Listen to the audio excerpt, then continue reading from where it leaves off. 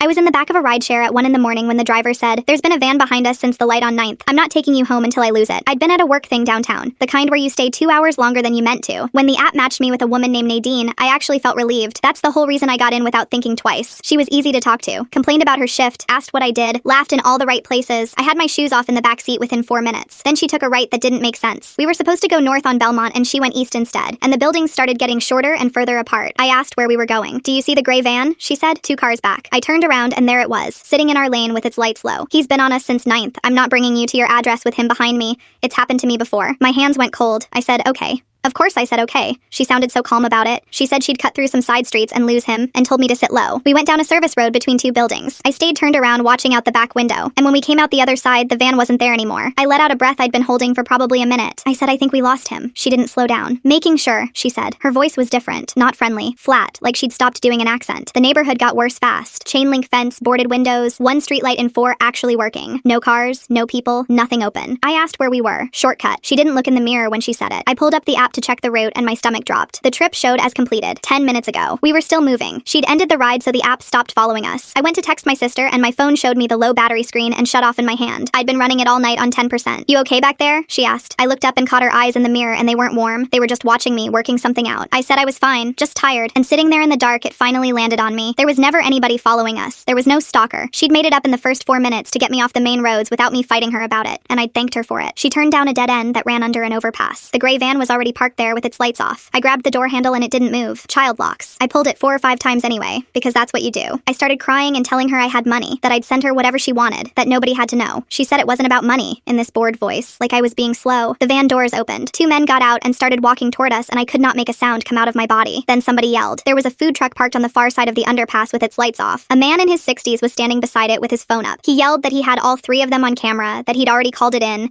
and that his truck's camera had been recording the whole lot since 11. He didn't come any closer. He just stood there in the open with that phone up, out where they could see him, saying the address out loud over and over. One of the men said something to the other one, and they went back to the van. Nadine put the car in reverse so fast that I went into the seat back. She got maybe 2 blocks before there were lights coming the other way. His name is Emiliano. He parks that truck under there 4 nights a week because the lot is free and he starts his prep at 4 in the morning. The camera runs to a hard drive in the truck because he got broken into twice last year and the insurance wouldn't cover it. That footage had the van's plate, all 3 faces, and 40 minutes of them waiting there before we ever pulled in. They'd done it before. 2 other women, 1 in March. All 3 took pleas. Nadine got the longest sentence of the 3, which I did not expect. I sat in a hallway outside that courtroom for 6 hours to say 4 sentences. Emiliano still parks under that overpass. I eat there about once a month and he still won't take my money, so I just leave it under the napkin holder and walk away fast.